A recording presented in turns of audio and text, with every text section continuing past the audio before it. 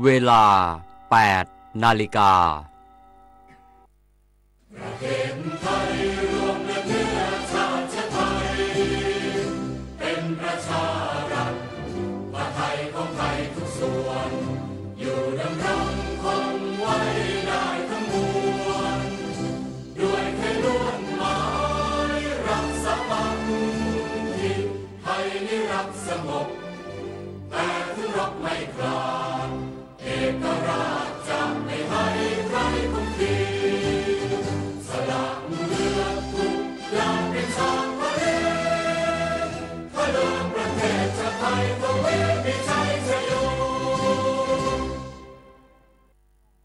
รักสามัคคีกันไว้ประเทศไทยจะเข้มแข็งมั่นคง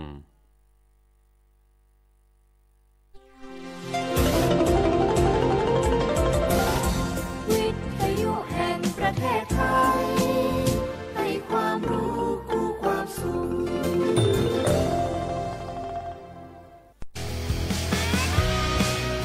สถานีวิทยุกระจายเสียงแห่งประเทศไทยจังหวัดเชียงใหม่ FM 93.25 เมกะเฮิรตซ์ผู้นำด้านข่าวสารในจังหวัดเชียงใหม่โดยเน้นการมีส่วนร่วมของภาครัฐภาคเอกชนและเครือข่ายภาคประชาชนในพื้นที่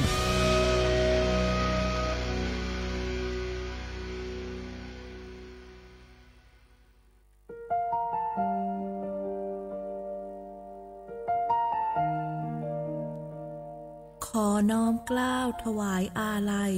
สมเด็จพระพันปีหลวงพระแม่แห่งแผ่นดินผู้ทรงเมตตาเหนือเกล้าขอพระองค์เสด็จสู่สวรรคาลัยข้าพระพุทธเจ้า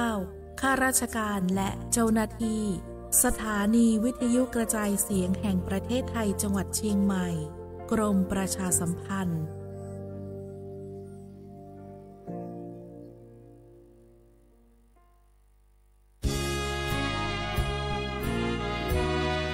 พระบารมีปกเกล้าเพื่อปวงชนชาวไทย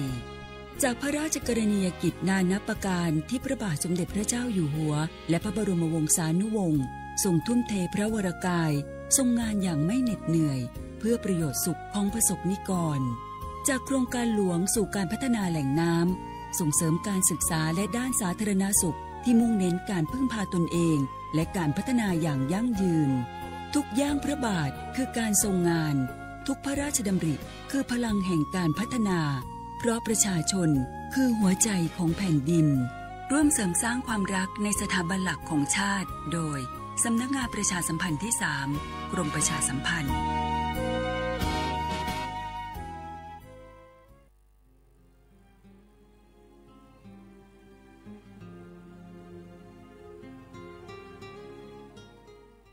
This is a moment of profound grief for the Kingdom of Thailand. The collective voices of Radio Thailand Chiang Mai join the Thai nation in mourning the passing of our beloved Queen Martha, Her Majesty Queen Sirikit. Her life was a testament to the unwavering service, grace, and deep love for the Thai people. Our humble condolences and thoughts are with His Majesty the King, the royal family, and all the Thai people during this deeply sorrowful time. We will remember her forever.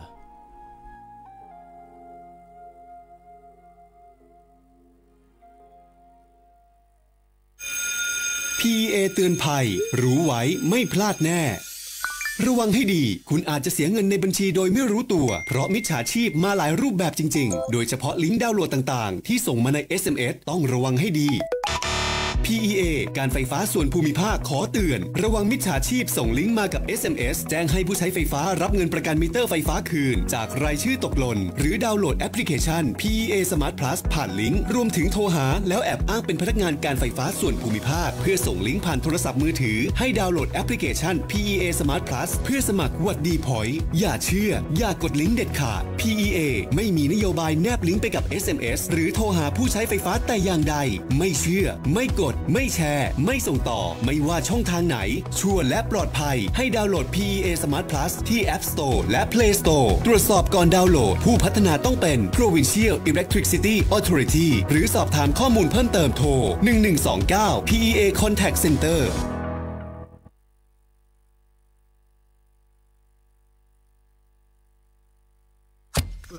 วันนี้กับโครงการคนละครึ่ง plus รัฐออกครึ่งประชาชนออกครึ่งช่วยเศรษฐกิจไทยหมุนเวียนเติบโตถ้าเราช่วยกัน plus ต่อยอดให้เศรษฐกิจไทยเติบโตอย่างยั่งยืนด้วย5 plus plus ที่ 1 เพิ่มช่วงอายุผู้เข้าร่วมโครงการจาก18ปีเป็น16ปีplus ที่ 2 เพิ่มวงเงินใช้จ่ายจาก150บาทเป็น200บาทเพิ่มพลังซื้อของประชาชนเพื่อกระตุ้นการหมุนเวียนในระบบเศรษฐกิจฐานรากลดภาระค่าครองชีพ plus ที่ 3 เพิ่มสิทธิพิเศษด้วยการดูแลผู้ที่อยู่ในระบบภาษีให้ได้รับสิทธิพิเศษมากขึ้นเพื่อสร้างแรงจูงใจให้ทุกคนร่วมอยู่ในระบบอย่างโปร่งใส plus ที่ 4 เพิ่มโอกาสให้นิติบุคคลขนาดเล็กเข้าร่วมได้ให้ธุรกิจเติบโตเป็นกำลังสำคัญของเศรษฐกิจไทย plus ที่ 5 เพิ่มทักษะใหม่เพื่อพัฒนาให้ร้านค้านำความรู้ใหม่ๆมาช่วยเพิ่มยอดขายลดต้นทุนเรียนรู้เติบโตและปรับตัวไปกับเทคโนโลยีใหม่เพื่อสร้างเศรษฐกิจที่แข็งแกร่งจากคนละครึ่งสู่คนละครึ่ง plus ไม่ว่าจะสั่งข้าวคนละจานชาเขียวคนละแก้วขนมเค้กคนละชิ้นหรือหลายๆชิ้นก็ใช้ส่วนลดได้ทันทีสูงสุดวันละ200บาทแถมใช้กับฟู้ดเดลิเวอรี่ก็ยังได้สำหรับประชาชนไทยอายุ16ปีเป็นต้นไปสมัครรับสิทธิ์ผ่านแอปพลิเคชันเป๋าตังวันที่ 20-26 ตุลาคม 2568สำหรับร้านค้าที่สนใจร่วมโครงการสมัครได้ผ่านแอปถุงเงินวันที่ 15 ตุลาคมถึง 19 ธันวาคม 2568แล้วเตรียมพร้อมรับลูกค้าจากทั่วประเทศเพราะนี่คือโครงการที่คนไทยทุกคนช่วยกัน plus เพื่อให้เศรษฐกิจไทยโตไปพร้อมกันโครงการคนละครึ่ง plus ดำเนินการภายใต้เป้าหมายที่ชัดเจนของรัฐบาลในความต้องการกระตุ้นเศรษฐกิจลดภาระค่าครองชีพให้ประชาชนและยกระดับศักยภาพผู้ประกอบการไทยให้พร้อมในยุคดิจิทัลโดยยังคงยึดหลักความโปร่งใสตรวจสอบได้และป้องกันการใช้สิทธิ์ที่ผิดวัตถุประสงค์คนละครึ่ง plus เพิ่มพลังเศรษฐกิจไทยพร้อมโตไปด้วยกัน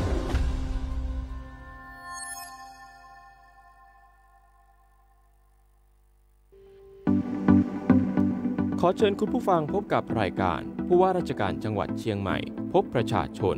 รายการดีๆที่จะทำให้ทุกคนก้าวทันการพัฒนาจังหวัดเชียงใหม่เป็นประจำทุกวันศุกร์ช่วงเวลา 8 นาฬิกาถึง 9 นาฬิกาที่คลื่น FM 93.25 เมกะเฮิรตซ์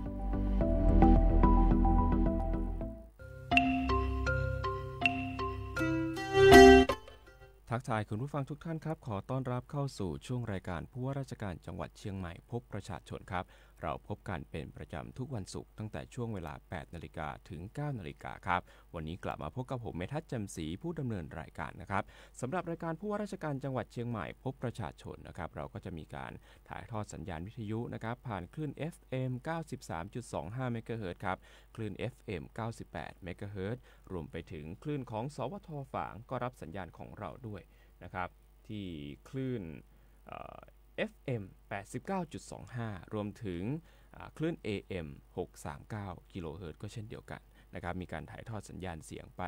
เรียกว่าแทบจะครอบคลุมในพื้นที่จังหวัดเชียงใหม่แล้วก็จังหวัดใกล้เคียงนะครับคุณผู้ฟังครับสำหรับรายการผู้ว่าราชการจังหวัดเชียงใหม่วันนี้เรามีประเด็นที่น่าสนใจมากมายนะครับได้มีโอกาสที่จะไปสัมภาษณ์ท่านผู้ว่าราชการจังหวัดเชียงใหม่ในประเด็นต่างๆที่เกิดขึ้นในจังหวัดด้วยรวมถึงเรื่องของงานยี่เป่งนะครับที่จัดขึ้นในจังหวัดเชียงใหม่เงินสะพัด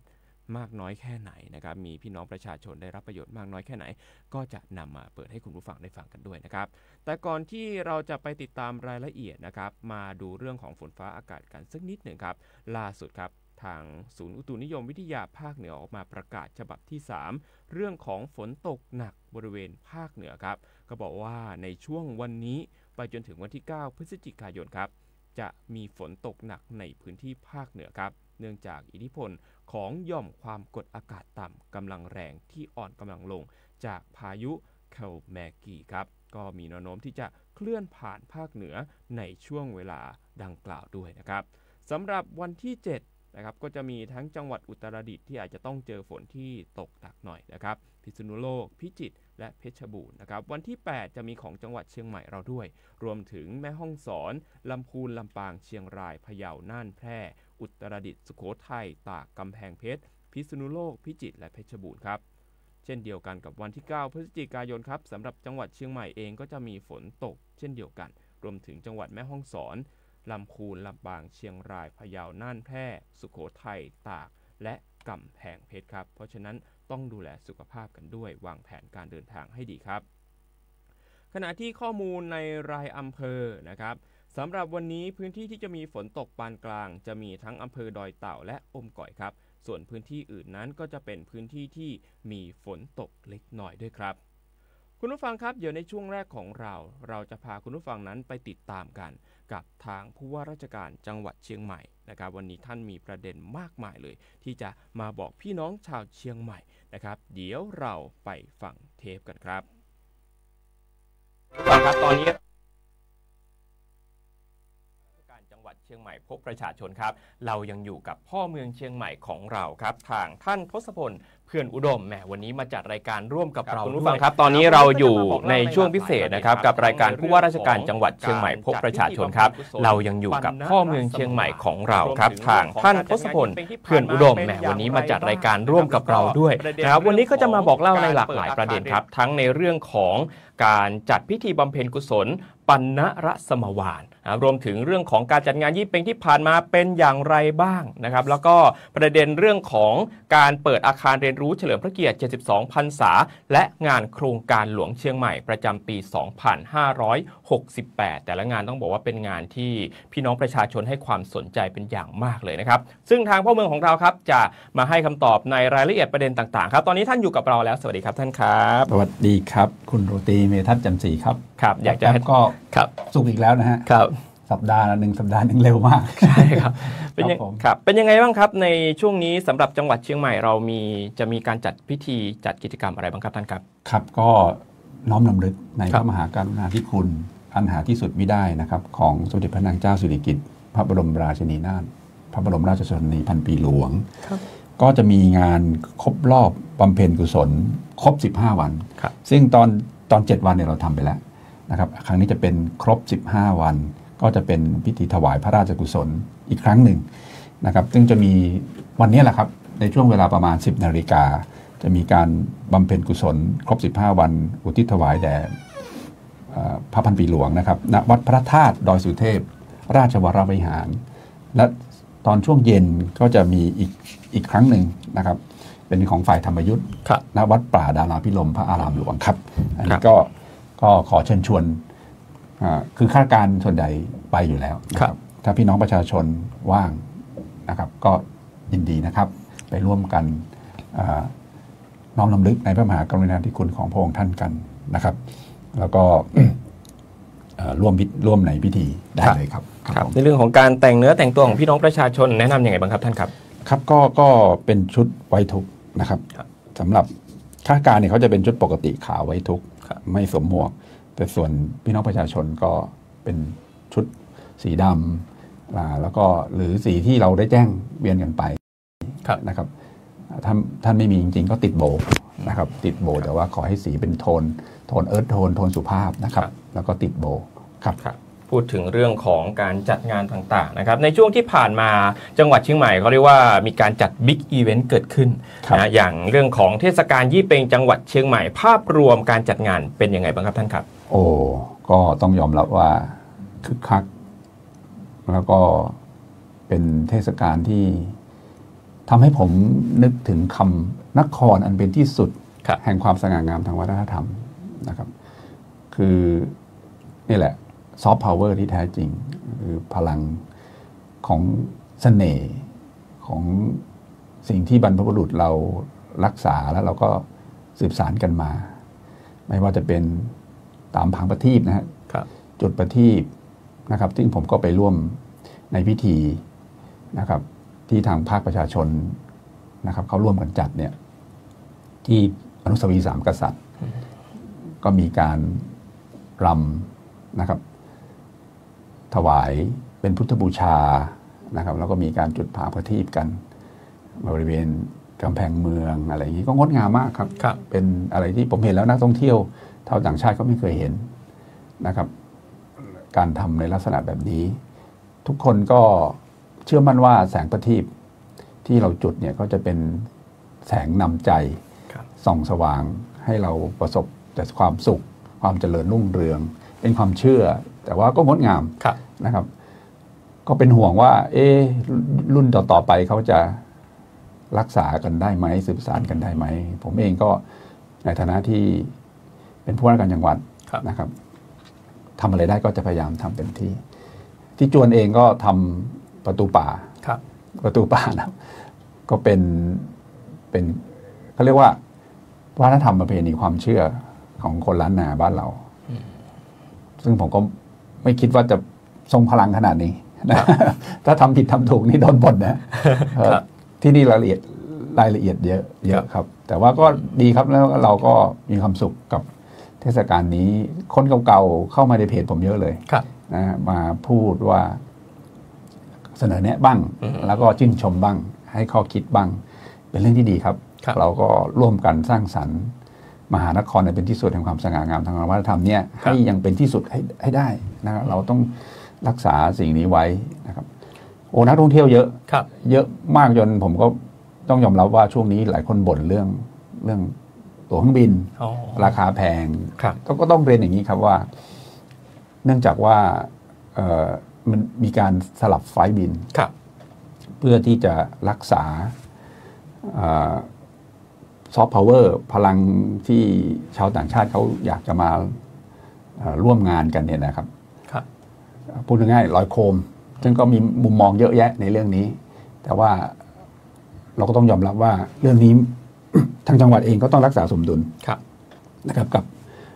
ความเชื่อว่าทำประเพณีแล้วก็หลายคนก็พูดว่าทุกวันนี้มีคนมาอยากมาทั่วโลกเขาอยากมาลอยโคมเอาละเราก็ให้จุดได้แต่ว่าต้องในพื้นที่ที่กำหนดนะถ้าใครไปจุดนอกพื้นที่กำหนดนี่โดนดำเนินคดีแน่นอนอันนี้เราก็จัดระบบระเบียบให้โอ้โหไม่ใช่เรื่องง่ายนะฮะต้องคุยกับกรมการบินพลเรือนสลับเที่ยวไฟบินกันเยอะแยะเลยแล้วก็ไปเพิ่มเอาตอนดึกแต่ก็ยังเนี่ยมันเลยทำให้ตัวเลขของราคามันเลยช่วงนี้สูงขึ้นนะครับก็อันนี้ก็เป็นเรื่องที่เราพยายามรักษาสมดุลอยู่ครับในเรื่องของการเตรียมความพร้อมในช่วงที่ผ่านมาโดยเฉพาะช่วงที่เป็นการปล่อยโคมเนี่ยเรามีการจัดเตรียมเจ้าหน้าที่ยังไงแล้วก็พบเห็นเรื่องของการกระทำผิดบ้างไหมครับอย่างนี้ครับเรามีการเตรียมความพร้อมนะฮะก่อนหน้านี้มานานแล้วประชุมกันเป็นเดือนเรื่องแรกคือโคมนะครับพวกนี้เนี่ยต้องมีมาตรฐานนะครับของทางกระทรวงอุตสาหกรรมเขาเรียกว่าผลิตภัณฑ์ชุมชนคือมันจะต้องมีขนาดที่ไม่ใหญ่ไปกว่านี้และตัวขี้ผึ้งที่อยู่ข้างในที่จะสำหรับจุดไฟเนี่ยก็จะต้องมีปริมาตรตามที่กำหนดเพราะไม่งั้นถ้าคุณเอาใหญ่เกินมันจะลอยไปไกลเขาจะมีการคำนวณรัศมีการตกของพวกโคมพวกนี้อยู่แล้วซึ่งก็จะทำให้รัศมีการไปมันไม่ได้ไกลมากนะครับแล้วเขาก็จะต้องรับผิดชอบในการไปจัดเก็บคือคุณต้องได้รับอนุญาตในการทำโคมแล้วก็เรื่องของไฟล์บินอย่างที่ผมเรียนก็ต้องมีการคุยกับกรมการบินพลเรือนเพื่อกำหนดเวลาสถานที่ต้องเป็นสถานที่ที่เราอนุญาตห่วงเวลาก็ต้องเป็นห่วงเวลาที่กำหนดเพราะไม่งั้นมันไปกระทบกับเครื่องบินนะครับนอกจากนั้นเรายังมีการเตรียมความพร้อมในเรื่องของรถดับเพลิงเจ้าหน้าที่กู้ภัยต่างๆให้สแตนด์บายตลอด24ชั่วโมงในช่วง2วันนี้นะครับ 5-6 เนี่ยก็มีการสั่งการเป็นแต่ละอักษรไปแล้วเรากระทั่งถึงโป๊ะท่าเทียบเรืออะไรต่างๆซึ่งบางทีไปทำกันเองเยอะเกินเรากลัวที่จะเกิดอันตรายคือผู้ที่ร่วมกิจกรรมต้องปลอดภัยนี่คือสิ่งที่เราเน้นย้ำแต่ว่าถามว่าก็มีคนที่ละเมิดบ้างเราก็เลยเอาเห็นว่าเป็นช่วงเวลาเทศกาลก็พยายามที่จะไปเตือนเราก็อยากให้ทุกคนมีบรรยากาศแต่ถ้าแบบไม่มีเลยสิหรือไม่มีคนเดินนี่น่ากลัวนะ อันนี้เราก็เป็นห่วงเรื่องนี้มากเหมือนกันนะครับแต่ภาพรวมก็คือผ่านไปได้ด้วยดีสำหรับงานยี่เป่งครับผมก็ ก็ได้ด้วยดีครับ ครับ ก็เป็นไปได้ผ่านไปได้ด้วยดีครับ ทีนี้ในเรื่องของการคาดการณ์เรื่องของสถานการณ์การท่องเที่ยวในช่วงเนี้ยในช่วงของเดือนยี่เปงเนี่ยเรามีเม็ดเงินอะไรยังไงบ้างครับเรื่องของอัตราการเข้าพักเป็นไงบ้างครับท่านครับอัตราการเข้าพักช่วงนี้นะครับก็โรงแรมที่พักเราเนี่ยได้ยินมาว่าก็80%กว่าก็คือจำนวนห้องที่เรามีทั้งหมดในจังหวัดเชียงใหม่เนี่ยก็ทะลุไปเกือบครบนะฮะเรียกว่าก็เกือบที่จะไม่มีที่พักกันแหละแน่นเอียดนะฮะรายได้เนี่ยมีการคาดการณ์จากทททว่าประมาณสัก 2,000 กว่าล้าน 2,500 ล้าน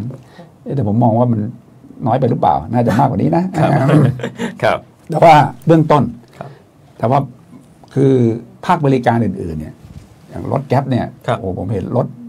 สาธารณะเรียกว่าชาวต่างชาตินี่กวักมือเรียกกันแทบจะตลอดเวลาเลยนะฮะแล้วก็อาหารการกินอะไรต่างๆมันก็เชื่อมโยงกันหมดแล้วจำนวนนักท่องเที่ยวเนี่ยมีการคาดการณ์ว่าประมาณสัก 121,952 คนนะครับต่อครั้งส่วนใหญ่ก็เป็นชาวต่างชาติประมาณสัก 30-40% 30 กว่า 30% นะครับแล้วก็ชาวไทยนอกนั้นอันนี้ก็เป็นตัวเลขคร่าวๆแต่ทีนี้คือถ้ามองภาพรวมเนี่ยเชียงใหม่เนี่ยโดยปกติจะต้องมีนักท่องเที่ยวประมาณสัก10 ล้านคนต่อปีหรือล่าสุดเนี่ยเราได้รับรายงานเมื่อเดือนที่แล้วเนี่ยตอนนี้เราตัวเลขเราแตะมาที่ประมาณสัก8,300,000 คนวันนี้ยังไม่ได้อยู่ช่วงพีคหนักๆเลยพีคคือเดือนนี้คือเดือนนี้คือนอกนั้นช่วงนั้นจะเป็นช่วงพูดตรงๆเขาเรียกว่าช่วงโลจริงๆช่วงปลายฝนช่วงฤดูฝนเนี่ยนะแล้วก็ฤดูปลายประมาณสักเมษาพฤษภาเนี่ยหลายคนก็พยายามที่จะเขาเรียกว่าสร้างอีเวนต์หรือสร้างกระตุ้นให้เกิดนักท่องเที่ยวในช่วงเวลานั้นเราก็กำลังหาเนี่ยนวัตกรรมแนวคิดกันอยู่ถามว่าดีขึ้นไหมปีนี้ก็ตัวถ้าเป็นกราฟมันจะเหนือกว่าปีที่แล้วอยู่เรื่อยๆดังนั้นเป้า10 ล้านเนี่ยปีนี้เชียงใหม่ไม่กลัวเพราะว่าเราเชื่อมั่นว่าเพราะตัวเลขกราฟมันเหนือกว่าปีที่แล้วมาโดยตลอดปีนี้ยังไงก็ปีที่แล้วนี่11 ล้านนะปีนี้เนี่ยน่าจะ11 ล้านกว่ายังไงน่าจะชนะครับเพราะว่าด้วยบรรยากาศแล้วก็ด้วยข้อมูลคืออย่างนักท่องเที่ยวถามว่าเฉลี่ยแล้วตั้งแต่มกราจนถึงปัจจุบันเมื่อเดือนที่แล้วเนี่ยเราก็บวกอยู่ 3.87% กับ 4% แล้วเดือนนี้โอ้โหด้วยไฟบินเที่ยวบินดูข้อมูลดูตัวเลขแล้วไม่น่าห่วงสัดส่วนแต่ว่าถ้าไปดูรายละเอียดสัดส่วนนักท่องเที่ยวก็ยังเป็นชาวไทยที่ยัง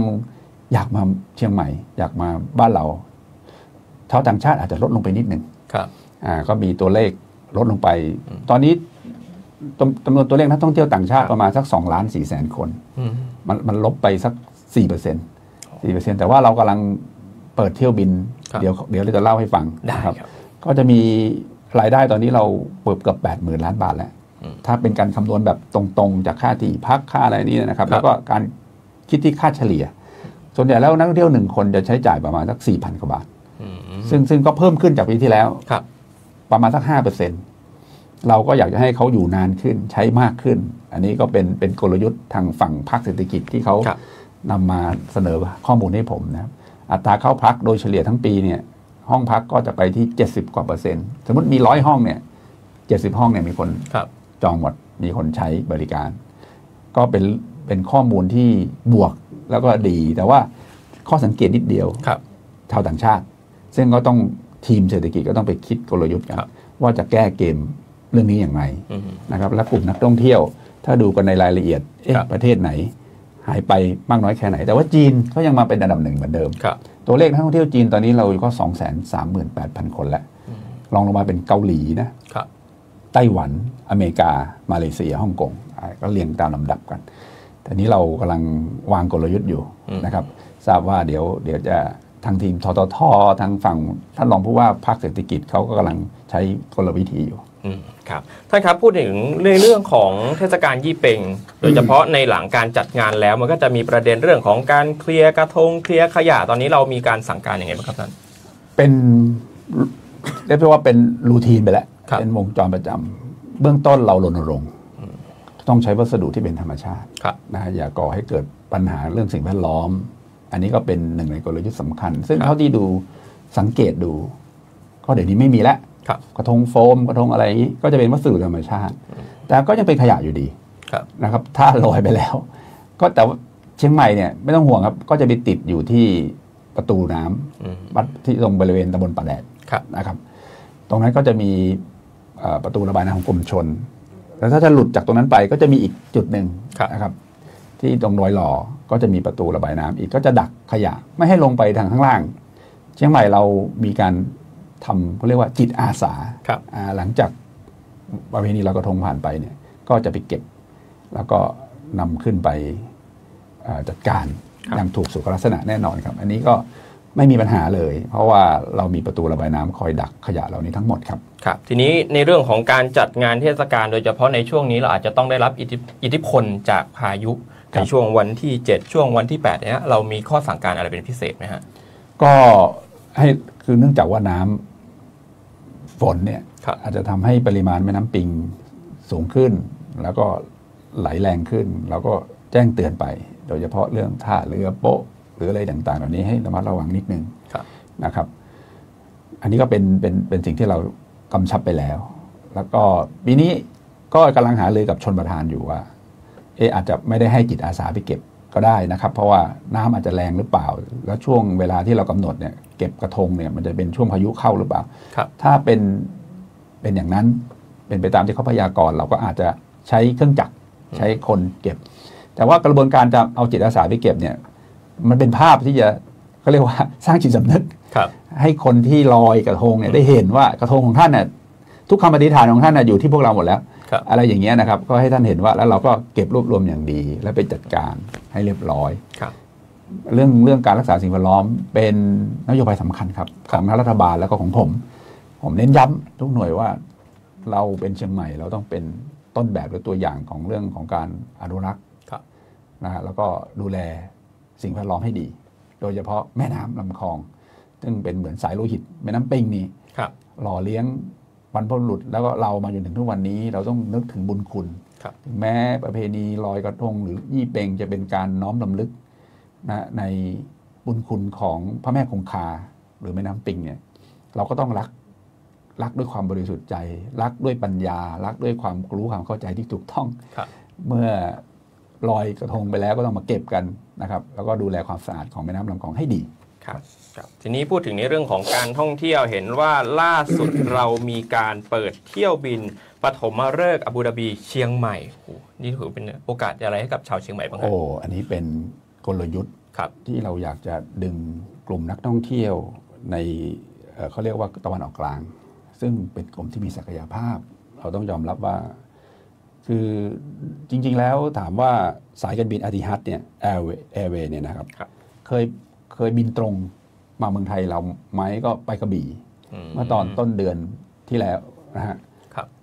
ทดลองแล้วมีการเก็บข้อมูลตัวเลขคือกลุ่มนักท่องเที่ยวกลุ่มนี้เนี่ยจะมาเป็นลักษณะของครอบครัวแล้วก็พักนานพักทีเป็นสัปดาห์นะฮะแล้วเวลาอัตราการใช้จ่ายเนี่ยสูงกว่านักท่องเที่ยวอื่นเนื่องจากว่าเขาค่อนข้างมีเรื่องของเศรษฐกิจค่อนข้างจะดีอยู่อันนี้ก็จะเป็นกลยุทธ์สำคัญที่ทางททเองแล้วก็ทางจังหวัดเองก็ยินดีบูรณาการร่วมกันในการทำให้คือเราแล้วเดินหน้าเราจะโฟกัสไปที่สายการบินที่อย่างเอติฮัดเนี่ยมีศักยภาพนะเราก็เลยมีการเชื่อมโยงกันแล้วเปิดครั้งแรกเมื่อวันที่4 พฤศจิกายนครับก็เป็นเที่ยวบินปฐมฤกษ์ท่านรองผู้ว่าราชการจังหวัดผมก็ไปต้อนรับนักท่องเที่ยวสายการบินแรกที่มาที่เชียงใหม่แล้วก็จะมีบินรู้สึกว่าสัปดาห์หนึ่งเนี่ยจะมีอยู่4 ไฟล์มั้งครับถ้าที่ผมจำไม่ผิดนะครับเป็น Airbus A321LR นะครับก็จะบินสัปดาห์ละนะครับถ้าผมจำไม่ผิด4ใช่ไหม4 เที่ยวบินต่อสัปดาห์ใช่แล้วก็จะมีวันจันทร์วันพุธวันศุกร์ใช่มีข้อมูลน่าสนใจเขาบอกนักท่องเที่ยวตะวันออกกลางเนี่ยเดินทางเข้ามาในประเทศไทยเนี่ยปัจจุบันนี้นะประมาณสักเกือบ700,000 คนแล้ว600,000 กว่าอยู่แล้วแล้วกับข้อมูลเนี่ยมีระยะพำนักเฉลี่ยประมาณ10 วันไม่ใช่1 สัปดาห์ด้วย10 วันนะค่าใช้จ่ายเฉลี่ยต่อทริปเนี่ยประมาณ100,000เวลาเขามาทีเนี่ยจะมีนักท่องเที่ยวตะวันออกกลางเดินทางเข้ามาแล้วปีนี้ เราคาดว่าจะไปแตะที่ 850,000 เลยแล้วเราก็จะโดยเฉพาะถ้าเขามาที่เชียงใหม่เนี่ยก็เป็นโอกาสอันดีเลย ใช่ครับ อันนี้ก็จะเป็นเรื่องที่เป็นข่าวดีของภาคเศรษฐกิจนะครับโดยเฉพาะภาคบริการหรือการท่องเที่ยวครับ เห็นว่ามา เชื่อมโยงกัน ครับเห็นว่ามาเที่ยวประเทศไทยทั้งทีต้องไปหลายจังหวัดใช่ไหมมาเชียงใหม่เสร็จต่อเที่ยววินไปเที่ยวที่จังหวัดอื่นต่อเขามีเชื่อมกันได้ยินว่ามีเชื่อมจากเชียงใหม่ไปกระบี่มั้งใช่ไหมแล้วก็ไปภูเก็ตอะไรอย่างเงี้ยดูไบอันนี้เขาบินมาตรงมาจากสหรัฐอาหรับเอมิเรตส์นะครับและของเราเนี่ยพอลงเชียงใหม่เนี่ยเขาสามารถไปจังหวัดใกล้เคียงได้ไปลำพูนไปเชียงรายไปอะไรใกล้เคียงได้เลยอันนี้ก็เป็นการเขาเรียกว่าสร้างรูทหรือเส้นทางการท่องเที่ยวบินตรงมาลงที่เชียงใหม่ก็เป็นอีกหนึ่งความพยายามนะครับของทีมงานที่ผมเห็นแล้วก็ชื่นชมนะครับแล้วก็อยากให้ช่วยกันร่วมด้วยช่วยกันท่านครับอีกหนึ่งงานที่เป็นงานที่น่าสนใจอย่างมากเลยคือเรื่องของการเปิดอาคารเรียนรู้เฉลิมพระเกียรติ72 พรรษารวมไปถึงเรื่องของโครงการหลวงเชียงใหม่นะครับตอนนี้เป็นยังไงบ้างครับท่านครับครับผมทราบว่าจะมีงานสำคัญของจังหวัดเชียงใหม่นะครับคืองานเปิดอาคารเรียนรู้เฉลิมพระเกียรติ72 พรรษาและงานโครงการหลวงเชียงใหม่ประจำปี 68ซึ่งจริงๆแล้วงานโครงการหลวงที่เชียงใหม่เนี่ยจัดเป็นประจำทุกปีก็จะมีการรวบรวมนะครับโครงการพระราชดำริที่พระองค์ท่านได้ทรงทำโดยเฉพาะโครงการหลวงเนี่ยแล้วก็สปปส.ที่ทำในจังหวัดเชียงใหม่เนี่ยมานำเสนอและได้ยินว่าจากท่านองคมนตรีท่านพลเอกกมนาถนะครับท่านนำเรียนว่าต้องมีเรื่องใหม่ๆผมชอบคำนี้คือท่านมาดูงานโครงการหลวงนะครับไม่ต้องห่วงครับมีนวัตกรรมแน่เพราะเจตนารมณ์ของโครงการหลวงหัวใจสำคัญคือบุกเบิกสิ่งใหม่ๆสิ่งที่ไม่มีใครกล้าทำสิ่งที่ท้าทายนะครับท่านจะทำให้คือลองผิดลองถูกให้ดูก่อนและถ้าสำเร็จแล้วถ้าพี่น้องประชาชนจะเอาไปทำเนี่ยยินดีเลยเอาไปทำเพื่อคุณภาพชีวิตของตัวเองเพื่อเศรษฐกิจฐานรากที่ดีขึ้นเอาไปทำเมื่อพี่น้องประชาชนเอาไปทำแล้วโครงการหลวงจะไม่แข่งก็จะไปสร้างนวัตกรรมคือเพราะท่านมีเขาเรียกว่ามีทีมวิจัยมีห้องวิจัยนะฮะเพื่อที่จะสร้างทดลองศึกษาวิจัยแล้วก็สร้างนวัตกรรมใหม่ๆให้กับโดยเฉพาะการพัฒนาบนพื้นที่สูงซึ่งรัชกาลที่9นะพระองค์ได้ทำไว้เมื่อผมเพิ่งเกิดใหม่ๆถ้าผมย้อนกลับไปดูประวัตินะในเรื่องราวจะมีรวบรวมอยู่ในเทศกาลนี้ทั้งหมดเลยนะครับต้นกาแฟต้นแรกของพ่อบนดอยอินทนนท์อย่างเงี้ยนะครับเดิมเนี่ยพื้นที่บริเวณดังกล่าวเนี่ยปลูกฝิ่นเป็นปัญหาระดับโลกและทำลายป่าต้นน้ำด้วยพระองค์ท่านไปเห็นนะครับท่านก็เห็นฝิ่นเห็นต้นกาแฟต้นแรกเนี่ยก็ไปศึกษาวิจัยแล้วก็ขยายผลกาแฟเป็นพืชที่ให้คุณค่าทางเศรษฐกิจกับพี่น้องประชาชนแล้วเป็นต้นไม้ที่อยู่ใต้ร่มเงาได้เขาเรียกว่าอยู่กับป่าได้ปลูกแซมได้จึงเป็นเขาเรียกว่าพืชเศรษฐกิจสร้างป่าสร้างรายได้นอกจากนั้นยังมีเรื่องของพืชผลไม้เมืองหนาวที่พระองค์ท่านได้มาทดลองและวิจัยเยอะแยะเปลี่ยนโครงสร้างการผลิตจากพืชที่เป็นปัญหาต่อสังคมเป็นปัญหาต่อสิ่งแวดล้อมกลายเป็นพืชเศรษฐกิจทำให้ทุกวันนี้เห็นไหมครับเราไปเที่ยวอินทนนท์ป่าก็ยังเขียวอยู่สวยงามเป็นเพราะพระองค์ท่านเพราะฉะนั้นสิ่งเหล่านี้เรื่องราวเหล่านี้เราต้องสืบสานรักษาแล้วร่วมช่วยกันต่อยอดให้ยังคงดำรงอยู่โดยเฉพาะจังหวัดเชียงใหม่ซึ่งมีพื้นที่ป่าอยู่เกือบถึง70 กว่าเปอร์เซ็นต์80 กว่าเปอร์เซ็นต์และที่สำคัญเป็นป่าต้นน้ำด้วยเยอะแยะโครงการที่ดีที่สุดในการปรับเปลี่ยนโครงสร้างการผลิตภาคการเกษตรนะครับที่เหมาะไม่ต้องไปดูที่อื่นหรอกครับดูโครงการหลวงโมเดลนี่แหละครับเป็นโมเดลหรือเป็นรูปแบบที่ควรเอามาสืบสานรักษาต่อยอดขยายเพราะว่าได้รับการพิสูจน์แล้วว่าเป็นให้ผลจริงตามที่เราเห็นไม่ต้องไปพิสูจน์อะไรและที่สำคัญคือพืชผักผลไม้ที่ท่านทดลองและทำอยู่เนี่ยทุกวันนี้ไม่ใช่เป็นจำนวนน้อยๆนะสร้างเป็นผลิตภัณฑ์ออกมาจำหน่ายคือดูตั้งแต่ต้นน้ำกลางน้ำและปลายน้ำเนี่ยที่ปลายน้ำเนี่ยมีผลิตภัณฑ์เป็นพันๆชนิดนะ แล้วมีนวัตกรรมใหม่ๆเยอะแยะเลยแล้วปีนี้ได้ยินว่ามีอะไรใหม่ๆเยอะเลยผมไปนั่งฟังดูแล้วผมยังอยากให้ทุกคนไปสัมผัสแล้วไปลองดูนะครับก็ถือว่าเป็นอีกหนึ่งโครงการที่เขาเรียกว่าเป็นเอาง่ายๆคือโครงการหลวงอย่างนั้นคืองานวิจัยที่เขาวิจัยแล้วเห็นผลจริงแล้วเขาถึงนำมาประชาสัมพันธ์นำมาบอกต่อให้กับพี่น้องเกษตรกรวิสาหกิจชุมชนให้เอาไปปรับใช้เพราะเอาไปปรับใช้นี่คือได้ผล 100% ก็ว่างั้นไม่ต้องเสี่ยงใช่ไม่ต้องเสี่ยงคือเราไม่ต้องเสี่ยงแล้วเห็นผมได้ยินท่านพูดว่าหลักการของท่านก็คือถ้า6 เดือนนะต้องคิดใหม่ๆทุก6 เดือนต้องสร้างนวัตกรรมทุก6 เดือนโอ้นี่ผมชอบมากเลยคือเราเป็นคนชอบอะไรที่เป็นนวัตกรรมแต่ว่าต้องอยู่บนพื้นฐานของการศึกษาวิจัยประสบการณ์ที่ละเอียดรอบคอบแล้วนะแล้วได้พิสูจน์แล้วนะครับว่าได้ผลจริงจึงมานำมาเผยแพร่นำมาเป็นผลิตภัณฑ์แล้วก็ที่สำคัญไม่ห่วงใครจะเอาไปทำก็มาขอดูแล้วก็เอาไปทำได้นะครับไปขยายผลได้ครับ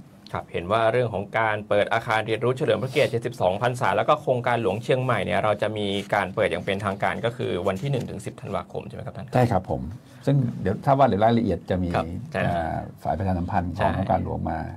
ขยายผลให้ใช่ครับก็เดี๋ยวจะทราบในรายละเอียดใช่ครับเดี๋ยวจะพาไปติดตามกันในช่วงต่อไปด้วยของรายการผู้ว่าราชการจังหวัดเชียงใหม่พบประชาชนนะครับครับผมท่านครับสุดท้ายนี้อยากจะให้ฝากถึงพี่น้องประชาชนรวมถึงเรื่องของงานต่างๆที่จังหวัดเชียงใหม่จะจัดขึ้นในอนาคตมีอะไรที่จะประชาสัมพันธ์เพิ่มเติมให้กับพี่น้องชาวเชียงใหม่ได้รับทราบกันบ้างครับครับก็เมื่อสัปดาห์ที่แล้วไม่ใช่เมื่อต้นสัปดาห์ท่านผมก็ได้พบกับท่านรองนะครับผู้ว่าการโครงการรถไฟฟ้ามหานครนะครับรฟม.นะครับท่านสาโรจน์ต่อสุวรรณมาขอเข้าพบกับคณะมานำเรียนเรื่องโครงการรถไฟฟ้านะครับรถไฟฟ้าสายสีแดงช่วงต่อขยายได้ยินว่าจะต่อขยายจากแม่เหียดสมานสามัคคีไปจนถึงอุทยานหลวงราชพฤกษ์ก็จะเพิ่มระยะทางตรงนี้ไปอีกสักประมาณ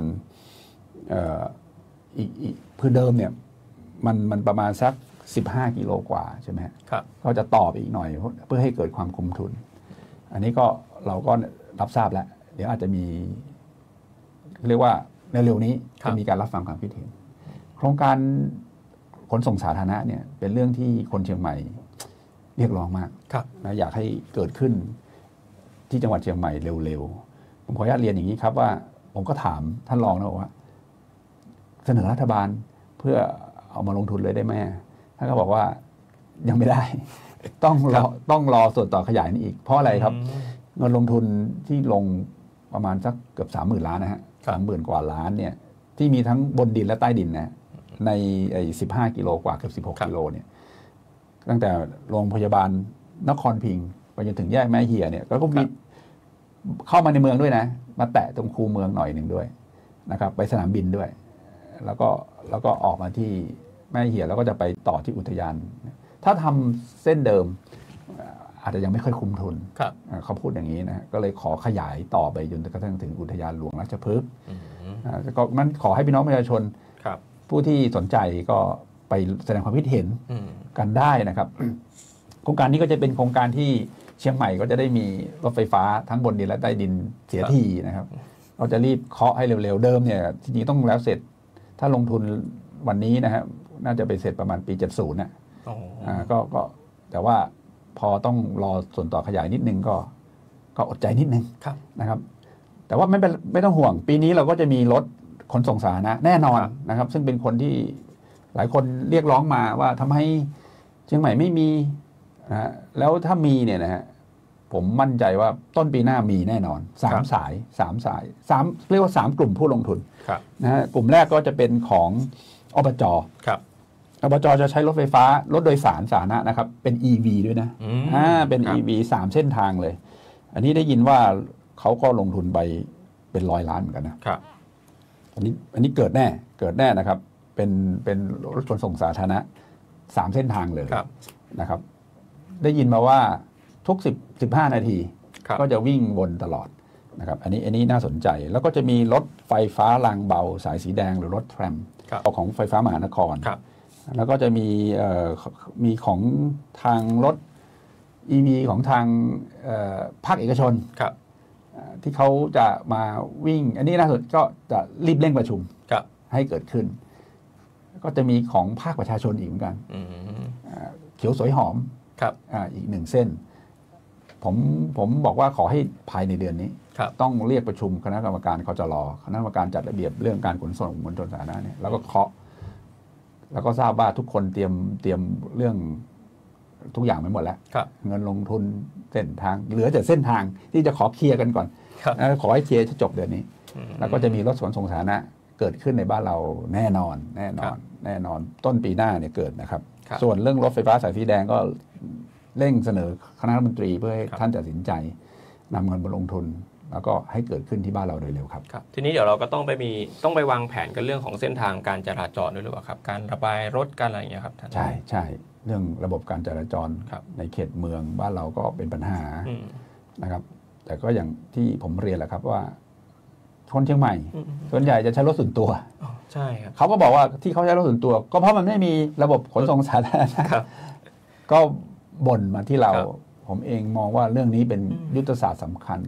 จะต้องเร่งดำเนินการโดยเร็วนะครับอันนี้ก็ในส่วนระหว่างที่ผมอยู่เนี่ยผมก็คิดเรื่องนี้ตลอดแล้วก็พยายามผลักดันเรื่องนี้ให้เกิดขึ้นโดยเร็วอันนี้ไม่ต้องห่วงนะฮะว่าเสียงบ่นหรือข้อเสนอแนะของพี่น้องประชาชนเนี่ยผมรับฟังและอะไรที่ทำได้ผมจะทำให้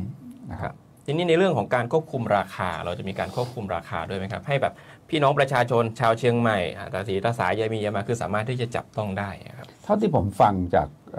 ผู้ประกอบการ3รายแรกเป็นองค์กรของท้องถิ่นคืออบจ.รายที่2เป็นภาคประชาชนรายที่3เนี่ยเป็นภาคเอกชนฟังดูเรื่องของราคาเนี่ยไม่ต้องห่วงนะครับผมเป็นห่วงอย่างเดียวคือเขาจะคุ้มหรือเปล่าคือผู้ประกอบการเนี่ยทำไมขนส่งสาธารณะบ้านเราถึงไปไม่รอดก็เพราะว่า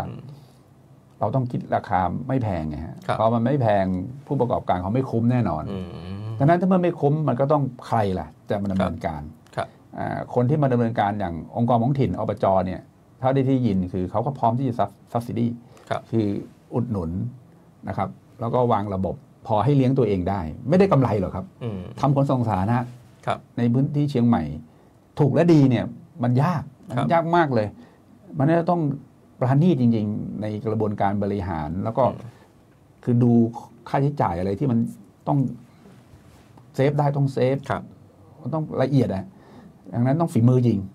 แต่ว่าเท่าที่ผมฟังคือองค์การบริหารจังหวัดท่านนายกเองและทีมงานมุ่งมั่นตั้งใจจะต้องสถาปนาระบบขนส่งสาธารณะที่เป็นมิตรต่อสิ่งแวดล้อมด้วยเพราะว่าบ้านเราเนี่ยในช่วงฤดูร้อนหน้าแล้งเนี่ยมันมีปัญหา PM 2.5 ไม่ต้องห่วงเลยแล้วก็ AWC ซึ่งเป็นภาคเอกชนผมขอพูดเลยเขาก็เตรียมตัวที่จะมาทำเขาเรียกว่าระบบขนส่งสาธารณะเป็นรถที่ดีไซน์ออกมาน่ารักมากเท่าที่ผมเห็นตัวอย่างที่เขามานำมาพรีเซนต์นะครับได้ยินว่าตอนนี้ก็ไปตรวจสภาพแล้วนะที่ขนส่งกรุงเทพนะฮะต้องผ่านการตรวจสอบความปลอดภัยมาตรฐานความปลอดภัยแล้วไม่ใช่แค่มาตรฐานความปลอดภัยอย่างเดียวเป็นรถที่พลังงานสะอาดอีกข้างในรถเนี่ยได้ยินว่ามีเครื่องฟอกอากาศด้วยโอ้และผมถามว่าราคาเนี่ยท่านจะคิดก็ได้ยินว่าไม่แพงไม่แพงเพราะว่าแต่ว่าได้ยินว่าภาคเอกชนเนี่ยจะยกให้เป็นโซเชียลเอ็นเตอร์ไพรส์คือวิสาหกิจเพื่อสังคมเนี่ยรับไปบริหารด้วยไปดูแลเพราะเขาตั้งใจคือคืนกำไรคืนสิ่งที่เขาอยากจะมาทำให้เชียงใหม่จริงๆอันนี้แค่ฟังเจตนารมณ์เขาผมก็ว่าเป็นเรื่องที่ดีนะก็อยากจะส่งเสริมให้เกิดขึ้นโดยเร็วส่วนภาคประชาชนเองคือเขียวสวยหอมอยากจะทำระบบขนส่งสาธารณะเหมือนกันเท่าที่ผมฟังผมก็ดีก็ยินดีก็จะได้มีหลายมีผู้เข้ามาเล่นในเรื่องนี้หลายรายแล้วก็ร่วมกันเรียนรู้ร่วมกันแลกเปลี่ยนกันแล้วก็ทำให้คนเชียงใหม่มีความสุขเอางี้ดีกว่าแล้วส่วนเรื่องราคาเนี่ยไม่ต้องห่วงครับผมดูแล้วก็เขาคิดถูกนะท่านครับในช่วงนี้จังหวัดเองเนี่ยก็ถือว่าเป็นช่วงที่เป็นช่วงของการใช้โครงการคนละครึ่งด้วยคนละครึ่งพลัสนะครับตอนนี้ทางจังหวัดมีนโยบายยังไงบ้างครับท่านครับก็คึกคักได้ยินว่าทางรัฐบาลจะเปิด เฟสสอง ครับ ไม่ต้องห่วงครับ เชียงใหม่นี่เต็มเหนียว แล้วก็ผมได้ยินว่า นี่เราแต่ว่าเราไปทำเรื่องนี้ คือทางพัฒนาการจังหวัด ครับ ท่านก็ไปดึงเอาพวกโอท็อป ครับ มารวมตัวกัน แล้วก็พวกรายเล็กรายน้อย ครับ ซึ่งเราเป็นเป้าหมายที่เราอยากให้เขาเข้ามาอยู่ในโครงการนี้ ครับ ใครที่อยู่ในโครงการนี้เราจัดพื้นที่ให้ อืม เขาเรียกว่ามาช็อปสุขใจช่วยชุมชน ครับ โดยเอาพวกที่เข้าร่วมโครงการคนละครึ่งพัฒน์เนี่ยมาจำหน่ายหน้าสารกลางครับ ครับ เมื่อวันที่3ถึง7พฤศจิกายนผลปรากฏว่า3ถึง4พฤศจิกาที่เขารายงานมาให้ผมเนี่ยฮะก็ขายกันได้ดีเลย ครับ พวกโดยเฉพาะพวกข้าราชการ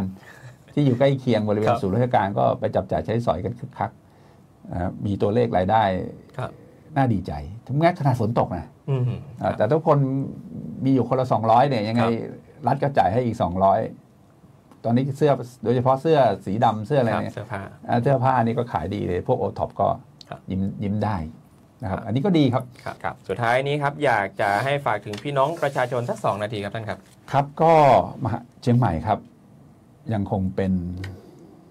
มหานคร ครับ อันเป็นที่สุดแห่งความสง่างามทางวัฒนธรรมอย่างแท้จริง ก็ดูจากคนก็ยังไม่ลืมเลือน ครับ เชียงใหม่ยังคงเป็นจุดหมายปลายทางที่ทุกคนอยากมามีใช้เวลาใช้ชีวิตช่วงหนึ่ง โดยเฉพาะในเทศกาลสำคัญ ครับ อันที่เช่นยี่เปงเนี่ยนะครับ ยังมีตัวเลขของคนเข้ามาเยี่ยมเยียนเยอะมากเลย ก็ขอให้พวกเราเป็นเจ้าภาพที่ดี เป็นเจ้าบ้านที่ดี ช่วยกันดูแล แล้วก็ช่วยกันสืบสานรักษา ครับ นะครับวัฒนธรรมประเพณีที่งดงามเนี้ยไว้ให้คงอยู่ต่อไปตราบนานเท่านานนะครับ ครับผม เราก็ขอให้ทุกคนมีความสุขในเทศกาลยี่เปงเทศกาลขึ้น15 ค่ำเดือน 12 ครับ ขอให้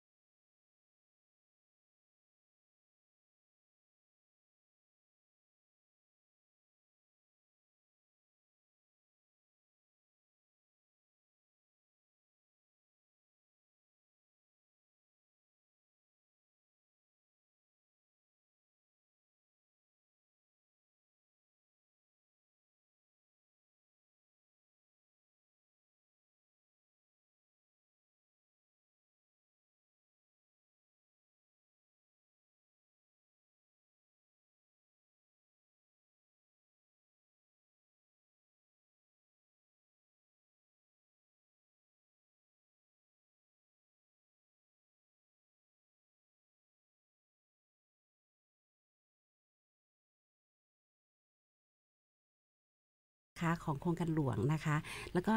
สืบสานรักษาต่อยอดนะคะงานหัตถศิลป์บนพื้นที่สูงนะคะด้วยพระเมตตาแห่งแผ่นดินค่ะตรงนี้ก็จะเน้นไปในเรื่องของงานหัตถกรรมหัตถศิลป์นะคะของพระพันปีหลวงนะคะที่ท่านได้ทรงมีพระมหากรุณาธิคุณนะคะมีคุณูปการมากมายอย่างมากมายเลยนะคะก็จะนำมาถ่ายทอดกันค่ะครับในเรื่องของตัวอย่างงานวิจัยเรามีตัวอย่างงานวิจัยมาแนะนำไหมฮะตัวอย่างงานวิจัยมีค่ะเรื่องของสินค้าต่างๆที่น่าสนใจเราจะมีในส่วนของงานวิจัยก็จะมีพวกนวัตกรรมใหม่ๆของเราที่จะจัดโชว์จัดแสดงในตัวนิทรรศการนะคะแล้วก็เราก็จะมีผลิตภัณฑ์นะขออนุญาตโฆษณาในที่นี้เลยนะคะผลิตภัณฑ์ใหม่ที่เราจะนำเสนอที่เชียงใหม่เป็นที่แรกเลยก็จะเป็นในเรื่องของข้าวพันธุ์จากคุณเนซึ่งเป็นข้าวเจ้าคุณสมบัติของเขาเนี่ยนะคะก็คือเขาจะมีเมล็ดยาวแล้วก็มีสีม่วงดำทีนี้เนี่ยมันมีคุณลักษณะพิเศษที่หาได้ในตัวของเขาโดยที่เราไม่ต้องไปหาจากสารสกัดจากต่างประเทศนั่นก็คือแกมมาโอไรซานอนคือชื่อนี้ค่อนข้างอ่านยากนะคะเราก็จะต้องสะกดกันนิดนึงคือสารตัวนี้ค่ะเป็นตัวที่เพิ่มไขมันดีกับร่างกายของเรานะคะแล้วก็มีการช่วยลดคอเลสเตอรอลรวมทั้งช่วยลดน้ำตาลในเส้นเลือดด้วยนะคะคุณสมบัติดีๆแบบเนี้ยมันก็จะอยู่ในข้าวพันธุ์จากคุณเนซึ่งก็จะสามารถหาได้ในงานโครงการหลวงครั้งนี้นะคะส่วนในตัวของผลิตภัณฑ์ใหม่ที่เราอยากจะแนะนำและเมย์รู้สึกว่ามันแปลกใหม่จริงๆก็คือชาอูหลงค่ะชาอูหลงปกติเราก็จะเป็นชาอูหลงปกติแต่ว่าอูหลงตัวเนี้ยจะเป็นกลิ่นข้าวเหนียวมะม่วงกลิ่นข้าวเหนียวมะม่วงค่ะเป็นกลิ่นซึ่งเราจะได้รับทั้งกลิ่นและรสของข้าวเหนียวมะม่วงซึ่งเราอาจจะรู้สึกว่ามันอยู่ในชาได้ยังไงอันเนี้ยเป็นสิ่งที่อยากจะนำเสนอให้ทุกท่านได้ทดลองดูเพราะว่าจะมีที่โครงการหลวงที่เดียวนะคะส่วนในตัวของเราจะมีงานผลิตภัณฑ์ที่มาจากงานวิจัยของเราเองค่ะก็คือพลับหนึบสีทองพลับเนี่ยเราจะเห็นทั่วไปปลูกเป็นป่าพลับเลยนะคะเราก็จะเห็นลูกพลับสดที่มาขายแต่ที่เนี้ยเราก็คิดจะเพิ่มมูลค่าเพิ่มให้กับพลับนี้ก็จัดการไปทำเป็นพลับหมาดนะคะซึ่งก็จะได้รสชาติของความหนึบแล้วก็นุ่มหวานตัวเนี้ยค่ะคือถ้าได้ทดลองที่จะทานพร้อมกับชาอูหลงโครงการหลวงก็จะได้ทั้งรสและกลิ่นที่ดีค่ะวิเศษเลยนะคะทดลองดูทีนี้เรื่องของความคาดหวังกับเรื่องของการจัดงานในครั้งนี้พี่น้องประชาชนจะได้รับประโยชน์อะไรบ้างแล้วก็อยากจะให้ฝากถึงพี่น้องประชาชนด้วยครับเดี๋ยวขอเสริมคุณเมย์อีกนิดนึงนะคะพอดีมันมีกิจกรรมเสวนานะคะในงานนี้นะคะซึ่งก็จะเป็นถ่ายทอดองค์ความรู้ต่างๆนะคะตลอดตั้งแต่วันที่2จนถึงวันที่10นะคะรวมถึงอีกเรื่องนึงที่อยากจะสื่อออกไปก็คือว่าอาคารเรียนรู้ตรงนี้ค่ะเราจะมีห้องนิทรรศการค่ะชั้น2นะคะซึ่งตรงนี้ต้องบอกว่ามีทั้งโรงหนังด้วยนะคะที่จะถ่ายทอดเรื่องราวของโครงการหลวงตั้งแต่อดีตจนถึงปัจจุบันนะคะก็อยากจะเรียนเชิญด้วยนะคะนอกจากนี้ก็ยังมีอาหารนะคะพี่หมีใช่ไหมคะมีอาหารทั้งสินค้าแปรรูปนะคะอาหารที่เป็นผลิตภัณฑ์เป็นเมนูวัตถุดิบจากครัวโครงการหลวงของเรานะคะไว้คอยให้บริการกับทุกท่านค่ะมีชากับกาแฟด้วยนะคะ